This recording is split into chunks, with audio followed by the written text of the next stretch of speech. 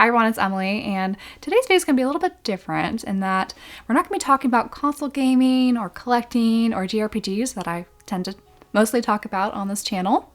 Instead, I'm going to talk about my roots as a gamer. And many of you may be surprised that I was actually primarily a PC gamer when I was younger. I definitely had a few consoles that I loved playing, like the Game Boy Color, the Game Boy Advance, and the PS2. But the system I probably spent the most time on in my formative years was definitely on the PC. I'm definitely going to be dating myself here, but as someone who grew up in the 90s and early 2000s, there were a ton of PC games that I was lucky enough to experience. I was very fortunate growing up in a household that had multiple PCs available to us. So there's always kind of an open spot. I was able to play a CD-ROM game or one of the flash games that were available on the internet at the time. There were so many great games from the late 90s to early 2000s I was lucky enough to play. And looking back are titles that I hear a lot of people have very nostalgic memories of, such as Putt-Putt, Lego Island, Backyard Soccer, The Sims, Where in the World is Carmen Sandiego, Oregon Trail. The list of games really go on and on, but today I want to highlight 5 different games that I don't hear too many people talk about anymore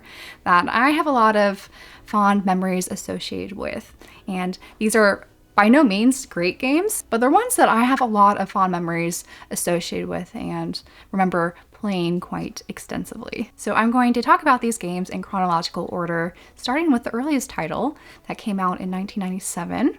And that is Nightmare Ned. So Nightmare Ned originally was a cartoon that was on ABC, so it was associated with Disney, and it was in the horror genre at the time that was, again, targeted towards kids. And at that time, in the kind of late 90s, there was a lot of this kind of creepy horror aesthetic that I think was really pushed on us, or I don't know if maybe we just gravitated towards those types of themes in media, but it was one of those spooky shows that revolved around Ned's nightmares and kind of the weird quirkiness that appear in his dreams. So I did a little bit of research and I was surprised to learn that this was a game that was developed alongside the cartoon. So it wasn't some sort of licensed game that came out after a TV show or some sort of movie became popular, which I thought was interesting. And the game itself was nothing to really write home about, but I remember just really liking the atmosphere of the game, and it really, I think, captured the TV show pretty well, which I don't remember watching the TV show as much as playing the game. So my memories might be a little bit fuzzy here, but all of the kind of graphics and again that kind of spooky horror aesthetic, I really liked that as a kid, and something I just really gravitated towards for some reason. And I remember playing this alongside my brother, who is a couple years younger than I was, but we had a lot of fun playing this very simple 2D platformer game that I think had very much an easy combat system where you would toss, I want to say it was a yo-yo or something like that, at these monsters in Ned's nightmare. And I don't remember it being very difficult. I think you could just attack the enemies continuously without really getting hurt. And so it was very much a game that appealed towards kids in this way, where it wasn't some sort of frustrating experience where you would constantly be dying. And you were able just to kind of explore the different areas and kind of just soak in that nightmare or spooky atmosphere. And I was also surprised to learn that the game has since been remastered, and I think you can buy it on Steam now in its remastered quality.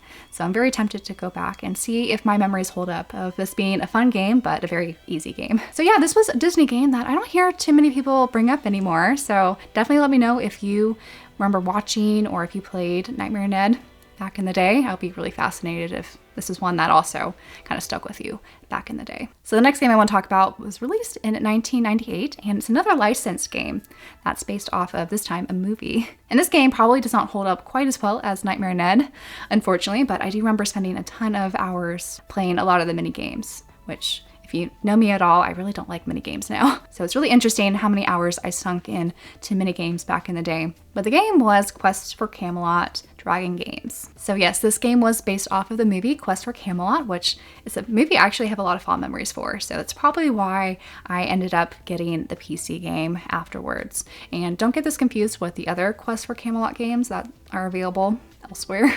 I think there was one developed for the Game Boy, but I never played that game. I did play the Dragons games, which I'll talk about. And so this one had, I want to say, 5 different minigame options that you could select from the menu. The bulk of the gameplay for the minigames was basically a pet simulator where you get to raise a dragon. And this was definitely not a good pet simulator compared to, say, Nintendogs or some of the other simulation type of games that were released later on. But it was the first one I think I was introduced to, which is maybe why I was so fascinated with it, because at the time I really loved dragons and just any sort of animal-like creatures. I had huge aspirations as a kid to be a veterinarian, despite being highly allergic to dogs, so it's probably best I didn't pursue that path. But the gameplay for this dragon pet simulator game basically was you get to hatch your dragon, you get to raise it, and I think feed it, and do other sort of chores around it. And honestly, it's very uninspired. And I was looking at the critical reception, and I think it's got pretty panned. So it's probably not a game that most people played because it really wasn't very good. But for some reason, my kid brain just loved it and ate it up. And I think from there, that also probably inspired me to play games like The Sims and some other simulation games like Legoland, that amusement park simulator. And I really liked those simulation games back then. And I don't remember playing too many more animal type ones, except for the next title I'll talk about. But yeah, there's just something about raising a dragon that just really appealed to me as a kid. Now, this next game that came out in 1999 is not based off of some licensed movie or cartoon show. Instead, this was based off of a different license, and that was for a cereal brand called Captain Crunch. Now, I don't quite remember if this was a game that was packed inside the cereal box. I want to say it was, where it came with those little mini discs that they sometimes had, where you didn't have to store a ton of data on it, and you got to play the game in that way, or if it was something you had to mail order and request after buying a cereal box to get some sort of redemption code. But I do remember it was some sort of free game that my brother and I also played together, and it was a very kind of interesting game where you got to have these different alien-like creatures and a little bit of customization. I remember you got to kind of build them, and then you got to use them as some sort of 2D platformer and involved in these other various mini games. And it's kind of interesting looking back at how much the grocery store experience was really targeting kids back then, because I remember really loving the peanut butter Captain Crunch cereal in particular.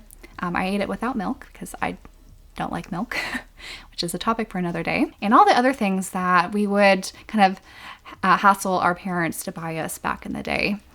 In order to get some sort of redemption code for something or a little trinket that was inside the box or a mail order. So it was really interesting to see a video game being packed in this way, which was definitely, I think, novel for me, and why I remember this game so fondly because of that. The gameplay, I do remember it being kind of fun, but very short, which I guess is to be expected for a free game. It's a little bit sad kind of looking back that we don't get to see these other, I guess, companies invested in gaming like we did back then with these pack-in games, or even like the Flash games that were based off of various IPs and things that were just free to play and appealing to kids. The gaming scene today is definitely different, especially for, I think, children. So it's interesting to see how things have evolved since then. So we're going to skip ahead a couple years to 2003 for this next game. And this is the one that I really remember as the kind of girly game I was really attached to. And back in the day, I didn't play a lot of the kind of female targeted games. For one, because I was a little bit of a tomboy. So I really liked animals and kind of outdoor stuff. And from just my earliest memories, I remember tossing the football with my dad and being a little bit of a tomboy. But not so much so that this game didn't appeal to me, because I was definitely into horses as a girl. So I was a little bit of a horse girl, I think, thanks to my mom, who was kind of pushing the horse stuff at me, but it was all in good fun. But the game I remember fondly playing, even though it was pretty janky on the PC, was Barbie Horse Adventure Mystery Ride. So I didn't really play with Barbies growing up, the whole tomboy thing. But I really did love horses, and so I think I was really excited when my dad bought this CD-ROM game for me. And this is kind of going back to the Quest for Camelot Dragons game, where that was a pet simulator of sorts, where you got to raise dragons, kind of. But this one, you got to kind of groom and take care of your horse, as well as go on rides with it. So I really like the idea of horseback riding. I only really did it at camp a couple of times, but my mom at the time did a lot of horseback riding, so I was very familiar with horses and always thought they were cool. So I got to kind of live out my horse girl dreams in this game, and I just remember it stuttering so much, and I think there was a certain part in the game I couldn't get past because of some sort of freezing or some sort of jank that I couldn't complete some sort of trial or something. So it was a little bit frustrating that I couldn't get super far in the game, but I do remember the amount I was able to play, I did enjoy. And probably made me a little bit more open to more of the guerrilla games, though I don't remember playing so many after this Barbie game. And that may have been because I wasn't able to go past a certain part, so maybe that made me kind of write them off altogether after then. But what's funny is the next game that also came out in 2003, but I probably didn't play it for another couple of years, so maybe 2004 or 2005 at most, was a first-person shooter game.